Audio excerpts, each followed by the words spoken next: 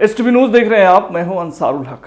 बिहार के मोतिहारी शहर स्थित अमलापट्टी मोहल्ले के रहने वाले गालिब कलीम द्वारा फेसबुक पर लिखे गए एक लेख को केरल सरकार के शिक्षा विभाग ने क्लास 7 के हिंदी के सिलेबस में शामिल किया है।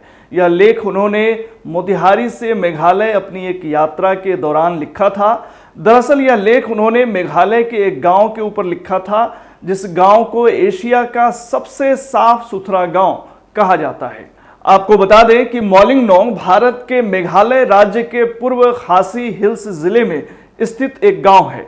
यह एशिया का सबसे स्वच्छ ग्राम होने के लिए जाना जाता है। मॉलिंगनोंग पेनिनसुला सामुदायिक विकास खंड और विधानसभा निर्वाचन क्षेत्र के अंदर आता है। साल 2003 में इस गांव को एशिया के सबसे साफ सुथरे गांव के तौर पर चुना गया। इस गांव की सबसे बड़ी खासियत यह है कि यहाँ की सारी साफ सफाई गांव वाले खुद ही करते हैं। स्वच्छता के लिए यहाँ के लोग किसी तरह से प्रशासन पर निर्भर नहीं हैं। गालिब कलीम ने इस गांव की यात्रा के दौरान जो लेख लिखा था, उसमें उन्होंने इस बात का जिक्र किया कि इस छोटे से गांव में प्लास्टिक पूरी तरह से प्रतिबंधित है। पूरे गांव में जगह जगह बांस से बने हुए डस्टबिन लगाए गए हैं। महिला, पुरुष और बच्चों समेत किसी भी गांव वाले को अगर कहीं गंदगी नजर आती है तो वे फौरन सफाई में लग जाते हैं। हम आपको बता दें कि मोतिहारी अमलापट्टी के रहने वाले Ghalib Kaleem MS college Motihari English department के पूर्व विभागाध्यक्ष स्वर्गीय जान सर के पुत्र हैं। फिलहाल वे पटना में रहते हैं। उन्होंने अपनी पढ़ाई पटना और बेंगलोर से पूरी की है। पटना यूनिवर्सिटी से एमएसडब्ल्यू करके उन्होंने आदिवासी राइट्स पर झारखंड और छत्तीसगढ़ में काम किया और कुछ सालों के लिए चाइना चले गए। चाइना से लौटने के बाद वे एक्टिविज्म की शुरुआत और शिक्षा के अधिकार के आंदोलन से जुड़ गए। फिर घर वालों के दबाव में बिजनेस किया और अंडमान में एडवेंचर स्पोर्ट्स के बिजनेस से जुड़ गए और काफी लंबा वक्त अंडमान में गुजारा। गालिब कलीम साहब इस वक्त पटना से हमारे साथ लाइव जुड़ चुके हैं। गालिब साहब, सबसे पहले तो बहुत बहुत मुबारकबाद आपको कि आपको ये शानदार उपलब्धि हासिल हुई है। मेरा सवाल ये है कि पहली बार आपको जो है इसके बारे में कब जानकारी मिली कि आपके लेख को सिलेबस में शामिल किया जा रहा है केरल सरकार के शिक्षा विभाग में?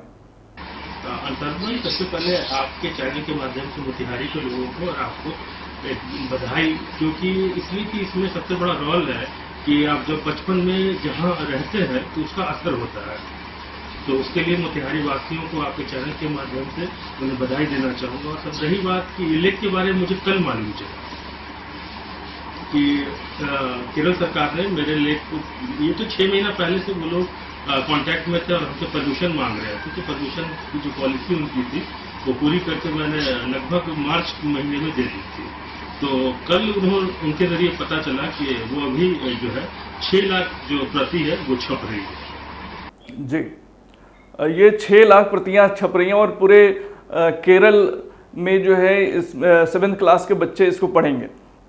जी, 7th क्लास के बच्चों के लिए उन्होंने उसमें एक किताब ये चलाते हैं जिसमें देश के और दुनिया के जिसमें क्रिएटिव चीजें होती हैं उन कहानियों को वो जगह देते हैं और उनको वो उन बच्चों तक उन कहानियों को किताब के माध्यम से पहुंचाते हैं। जी, गालिब कलीम साहब, ये जो मॉलिंगनोंग जो विलेज है जहां आप गए थे, ये कौन से ईयर में आप गए थे और क्या सोच करके वो लेख लिखा था? एक्चुअली क्या हुआ था कि 2017 के आसपास में, एग्जैक्ट मंथ तो नहीं याद आ रहा, कि मैं सबसे पहले हम मॉलिंगनोंग गए थे और जब वो घूम रहे थे तो अचानक वो गांव, बांग्लादेश एक नदी है वहाँ डाउकी, जो आधी बांग्लादेश में है और आधी हिंदुस्तान में। तो ये उस नदी का जो आखिरी जो हिंदुस्तान की तरफ है, तो वो उसका आखिरी किनारा भी इस गांव से कुछ दूरी पर लगता है। तो घूमते घूमते वहाँ के लोकल लोगों से पता चला तो गए तो वहाँ अजूबी चीज़ ये देखे कि लोग जो है सरकारी तंत्र पे कम यकीन कर रहे हैं और अपने काम काज से ज़्यादा। तो कोई भी गंदगी जो वहाँ लग रही थी तो लोग उसको तुरंत खुद से साफ किए, बच्चे तक उसको खुद से साफ कर रहे थे। तो वो अजूबा लगा मुझे। और फिर वहाँ होम स्टे उसका कंसेप्ट उस वक्त बहुत ज़्यादा नहीं था।